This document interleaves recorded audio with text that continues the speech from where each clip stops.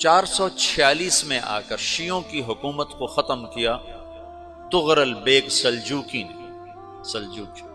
Seljuk مسلمان ہوئے تھے محمود غزنوی کے دور میں، سلجوک ان کے بڑے کا نام تھا۔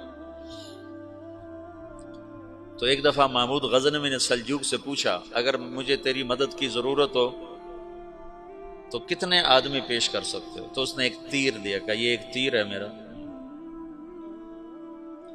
کسی کو یہ تیر بھیج کر میرے علاقے میں بھیج دو تو چند گھنٹوں میں 1,00,000 تلواریں تیرا پہرا دینے کے لیے تیار ہوں، میرے پاس اتنی طاقت ہے۔ تو یہ سلجوک کی نسل میں تھا تغرل بیگ۔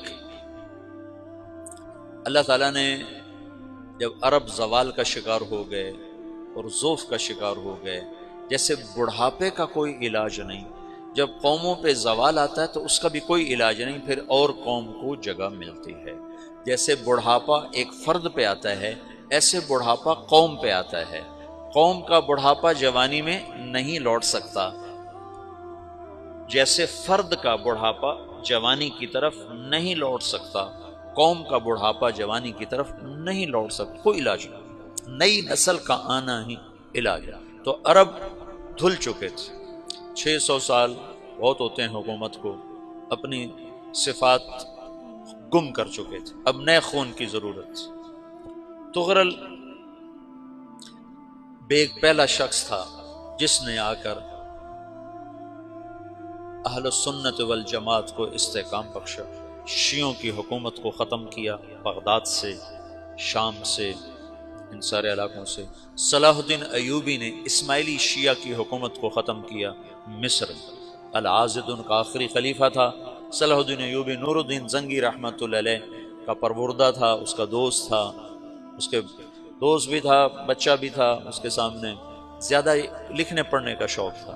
پھر اللہ تعالیٰ نے اس سے کام لیا اور اس کو مصر کا گورنر بنا کے بھیجا، مصر کی مدد کے لیے بھیجا۔ تو وہاں اس نے صلاح الدین ایوبی نے وہاں ختم کیا، تغرل بیگ نے یہاں ختم کیا۔ تو پھر سلجوک جو تھے نا یہ اقتدار میں آئے، ادھر ختم ہو گئی سلطنت بنو عباس کی، مصر ایک چھوٹی سی ترکوں کی سلطنت۔ تو اللہ تعالیٰ پھر مرکزیت کے لیے ایک نظام چلایا، دو لشکر آپس میں لڑ رہے ہیں ایک میدان میں، ایک جنگلی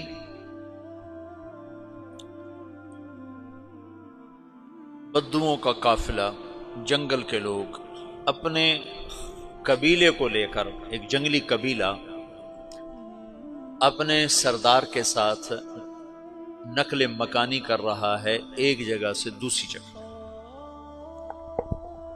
اللہ کا نظام کہ یہ لوگ چلتے چلتے چلتے اس وادی میں پہنچ گئے جہاں جنگ ہو رہی ہے، دو لشکر آپس میں لڑ رہے ہیں۔ جب یہ وہاں پہنچتے ہیں تو ایک لشکر کے قدم اکھڑ رہے ہیں اور دوسرا غالب آ رہا ہے۔ ان کو نہیں پتا شکست کھانے والے کون ہیں اور فتح پانے والے کون ہیں، ان کو نہیں پتا۔ اس جنگلی قبیلے کے سردار کا نام بھی تغرل ہے، تغرل۔ تو یہ سردار کہتا ہے جو شکست کھا رہے ہیں ان کی مدد کرو، کچھ پتہ نہیں کون ہے، کہتا جو شکست کھا رہے ہیں ان کی مدد کرو۔ تو 400 وحشی جنگلیوں نے فاتح لشکر کے پیچھے حملہ کر دیا۔ وہ تو ایک کافی ہوتا تھا، 400 دوڑ جب تلواریں پڑیں تو چند لمحوں میں نقشہ بدل گیا، بھاگنے والے جم گئے اور جمنے والے بھاگ پڑے۔ جب جنگ ختم ہوئی تو شکست خوردہ لشکر کے بادشاہ نے ان کو بلایا، اسے پوچھتا ہے مجھے جانتے ہو میں کون ہوں؟ کہا نہیں۔ کہا تو تم نے میری مدد کیوں کی؟ کہا انسانی ہمدردی کی وجہ سے، تمہیں شکست ہو رہی تھی اس لیے تمہاری مدد کی۔ پھر اس نے اپنا تعارف کرایا، میں ہوں سلیمان سلجوکی، ترکی کا بادشاہ۔ مسلمانوں کا لشکر تھا اور تاتاریوں سے شکست کھا رہا تھا، تاتاری فتح پا رہے تھے، مسلمان شکست کھا رہے تھے۔ تو وہ اللہ کی غیبی مدد بن کر آئے، تو وہ اس سے کہتا ہے میرے ساتھ رہنا پسند کرو گے؟ تم نے میرے اوپر احسان کیا ہے، میں اس کا بدلہ دینا چاہتا ہوں، میرے ساتھ رہنا پسند کرو گے؟ کہنے لگا کر لوں گا۔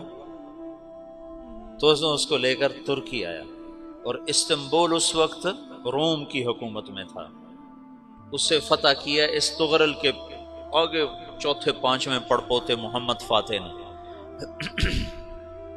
تو یہ استنبول ہے، یہ ترکی ہے، بیچ میں ایک چھوٹا سمندر ہے، یہاں ایک جاگیر ہے۔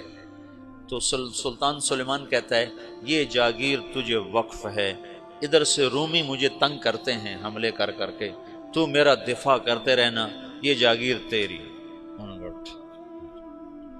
اس جاگیر پہ اس نے اپنے قافلے کو آباد کر دیا، اپنے قبیلے کو، اور ایک چھوٹی سی حکومت بنا لی، جو ایک صوبہ سمجھو، سلمان سلجوقی کا وہ ایک چھوٹا سا صوبہ ہے۔ وہاں جب یہ رہ پڑا تو پھر یہ ایک شیخ کے بیت ہوتا ہے، وہاں شیخ طریقت ہے، ان کے یہ بیت ہونے جاتا ہے، وہ اس کو رات اپنے پاس ٹھہراتا ہے، تو ایک کمرے میں ان کو ان کا خادم ٹھہراتا ہے۔